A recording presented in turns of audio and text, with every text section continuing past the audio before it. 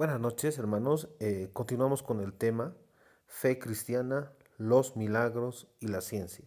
Todo esto basado en Manuel Carreira, físico, filósofo y teólogo, ¿no? Eh, y que hasta cierto también ha dado clases de filosofía de la naturaleza en Estados Unidos. Es un científico muy reconocido y en memoria de él también hago este estudio. Una gran persona.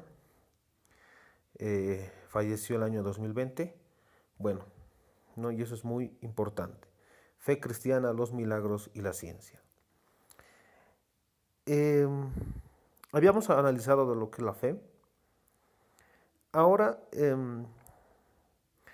tenemos que señalar que, dice el autor, en el campo de la teología, la base para aceptar el cristianismo es el hecho histórico de la vida de Jesucristo, ¿no? Es el hecho histórico de la vida de Jesucristo y sus enseñanzas en Palestina hace 2000 años. Este hecho tiene que establecerse por el testimonio de sus contemporáneos, con la misma metodología y criterio aplicable a la existencia de Julio César o Cristóbal Colón. Sus enseñanzas también tienen que conocerse con el mismo método y criterio aplicable a la de Sócrates. Sus discípulos que convivieron con el maestro y la escucharon dan testimonio de sus palabras y hechos, y lo hicieron con tal sinceridad que les costó la vida por rechazar toda idea de negación y compromiso con su testimonio. Entonces, esto es muy importante, esta parte, porque ya estamos señalando por qué creemos en Jesucristo, porque Jesucristo, todo lo que hizo, todo lo que habló, ha sido plasmado en un hecho histórico, así como fue plasmado en la vida de Sócrates. Sócrates no escribió ningún libro, ¿no? Ningún libro, solamente de él hablan sus discípulos, ¿no? De Aristóteles pasa lo mismo, no tan así como Sócrates, pero lo que sabemos de Aristóteles, de igual forma, ha sido plasmado por sus discípulos.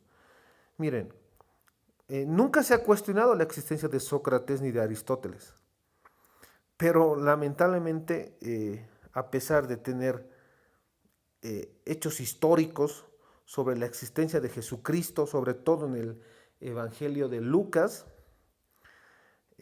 sobre todo Lucas, se da diferentes pruebas históricas de la existencia de Jesucristo. Muchas personas eh, decían que Jesucristo era un invento, ¿no? Pero no hablaban así de Sócrates y Aristóteles, ¿no? Entonces, eso es muy importante reflexionar, que nosotros creemos, y yo creo en Jesucristo, porque él ha plasmado un hecho histórico en su vida y en sus enseñanzas. Y además se ha establecido esto por testimonio de sus contemporáneos. Flavio Josefo, por ejemplo, habló de Jesucristo, ¿no? ¿No? Entonces, otros, infinidad de historiadores también. Entonces, eso es muy importante entender, que yo creo en Jesucristo porque es un hecho histórico. Sus contemporáneos escribieron sobre él. Entonces tengo que decir, esta fe humana e histórica es la base racional del cristianismo, y sin ella es absurdo pedir la aceptación de su mensaje. Entonces, esta fe humana e histórica es la base racional del cristianismo, ¿no? Eso es lo que dice el autor. Esta fe humana e histórica es la base racional del cristianismo, y sin ella sería absurdo pedir la aceptación de su mensaje. Pero por supuesto, ¿por qué creo en Jesucristo? Porque muchos historiadores han hablado de él, hay pruebas irrefutables de la existencia de Jesucristo, entonces eso es algo muy claro y tengo razones para tener fe, ¿no? Entonces eso es muy importante también. Eh, Creemos en Jesucristo porque tenemos pruebas de valor objetivo a nuestra fe. ¿no? De lo contrario, sería una vaga emotividad sin aplicación universal, ¿no? Eh, entonces tengo que decir que la existencia de Jesucristo no es una mitología de una construcción poética y sin influencia en nuestra vida. Aquí vamos a ver aquí creo que ya estamos viendo una imagen de la física cuántica, ¿no? ¿Y por qué pongo este cuadro? Porque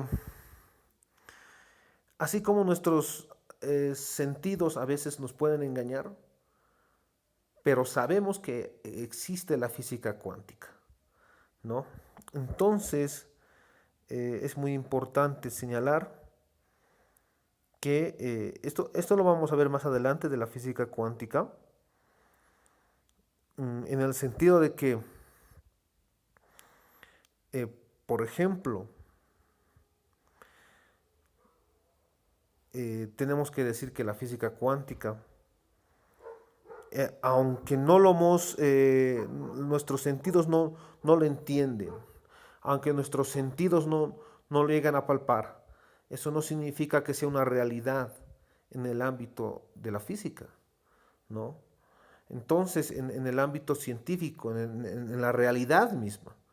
Entonces, eso es muy importante, ¿no? Por eso, muchos argumentos falaces de muchos ateos dicen, si existe Dios, muéstrame a Dios. Entonces, porque tus sentidos no lo vean, eso no significa que no exista, ¿no?